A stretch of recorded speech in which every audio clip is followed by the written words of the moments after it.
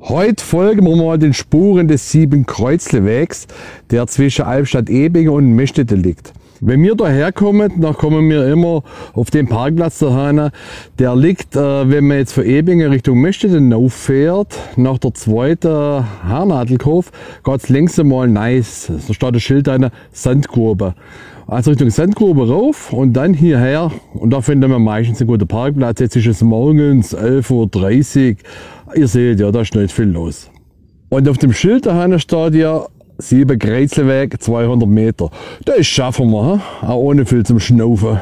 Gleich nach dem Parkplatz, wenn man sich links hält, bloß 100-200 Meter, geht links dahin, ein Weg nach. Dahin ist das Schildle, seht ihr's?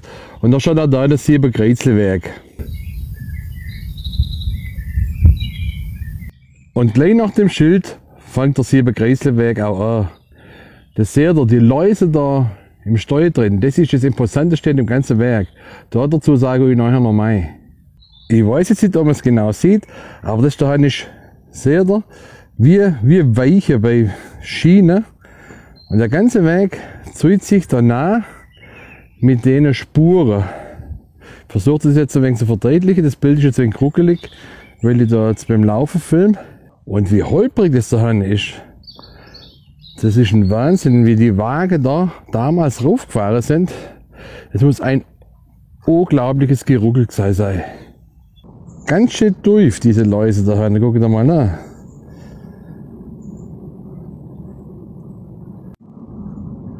So durch sind jetzt zum Teil die Spuren. Und dann auch noch so eng und kurvig. Da muss ich aufpassen, dass man selber nicht nachschlägt. Deshalb laufe ich jetzt ein wenig langsamer. Und jetzt geht es nachher längs am Kurven um und dann verschwindet die Spur jetzt für eine Weile. Und wenn sie weitergehen, dann filme ich auch weiter.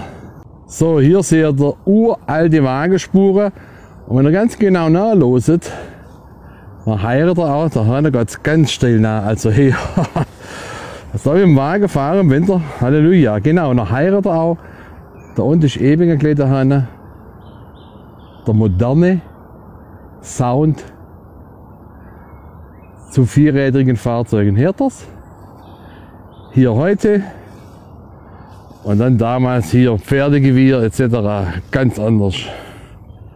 Siebenkreuzlefelsen. Hier fand eine siebenköpfige Familie beim Absturz ihres Pferdefuhrwerkes den Tod. Und da sind die Siebenkreuzle. 1, 2, 3, Fina, pass auf. Das war mein Hund Fina. 4, 5, 6 und 7. Den Weg haben wir, hier steht's, 1993 mal wieder freigelegt. Wahrscheinlich war er eine Zeit lang davor vergessen, verschollen. Und in dem Internet auch nachgeforscht. Der schwäbische Alpverein, dem jetzt hier mal einen großen Dank aussprechen muss, dass er solche Sachen pflegt. Die putzen auch diese Läuse daheim jedes Jahr wieder aufs Neue, weil die ja so zuwasen oder mit Laub zugangen. Und so geht's daheim nach. Das ist brutal. Da sind die früher raufgefahren. Und jetzt weiß aber keiner so ganz genau, wo diese Spuren herkommen. Es gibt viele Gerüchte.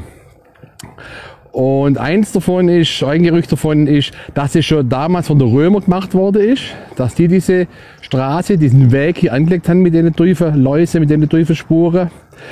Und anscheinend entspricht auch die Spurweite, die Breite von den Läusen, also der Abstand von der linken zur rechten Läuse, genau dem Radstand von der römischen Waage.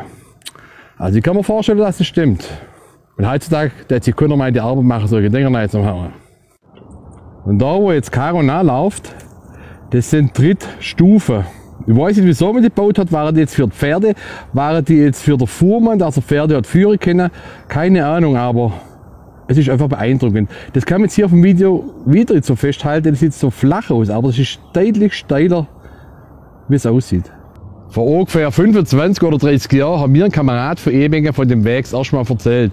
Und auch von dem Unglück mit der Kutsch und den 7 Toten. Und der hat damals schon gesagt, dass man in manchen Nächten hier die Pferde und das Fuhrwerk hört und die Schreie der abstürzenden Menschen. Also Leute, ich weiß es nicht, das ist eine Sage. Aber ich kann mir gut vorstellen, wenn man diesen Weg im Herbst bei Nebel und mit Krähen im Hintergrund, die gerecht sind, begeht, kann ich mir gut vorstellen, aber bei Vollmond, dass das da ein unheimliches Erlebnis ist. Du führst halt die Spuren da auf mit deinem Wägele und schlupp da rutschst aus und schon bist du in Ebingen drin. Aber nicht so, wie du es vorher geplant hast. Und da, direkt, wo das Schild ist, rechts im Fels da sieht man weitere Spuren, wo man vermutet, dass es eventuell ein Ausweichweg war. Vielleicht war es auch eine antike Überholspur. Das ist auch so ein Teil von dem Weg, wo man sich vorstellen kann, wenn man da oben ranrutscht mit seinem alten Wagen und bloß ein Schlitter kommt und da geht so dermaßen steil nach.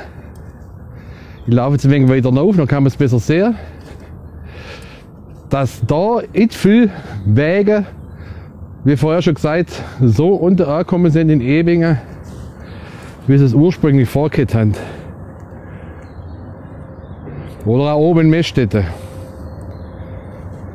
Jetzt guckt mal, wie tief die sind, die Spuren. Wenn du da die Hand anlegst, das ist der Hammer.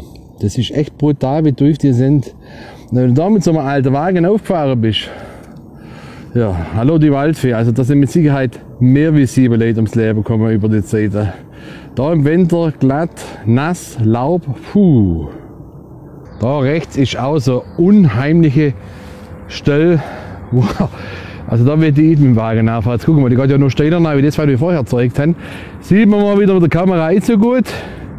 Ich springe jetzt aber auch nach für euch, um das zu demonstrieren. Wie die Wege um die engen Kurve da umgekommen sind, das ist und bleibt mir ein Rätsel. Da ist schon Probleme zu Fuß aufzukommen. Aber nun gut. Jetzt sind wir schon wieder fertig mit unserem Rundgang. Was waren wir jetzt unterwegs? Vielleicht eine halbe Stunde mit Filmen, also weit ist es echt nicht von dem Parkplatz. Und es lohnt sich auf jeden Fall auf der Heilberg zu kommen. Heilberg ist eine schöne Landschaft, nicht bloß wegen dem Sieberkreuzeweg, da hinten seht ihr der Parkplatz. Es ist ein Ausflug, den kann man auch noch am Feierabend noch machen. Oder wenn man gerade in der Gegend ist, ein Abstecher da hoch, mal gucken. Und dann einfach auch bei schönem Wetter die super tolle Landschaft vom Heuberg genießen. Und tschüss, bis zum nächsten Video. Viel Spaß, wenn ihr hier vorbeikommt.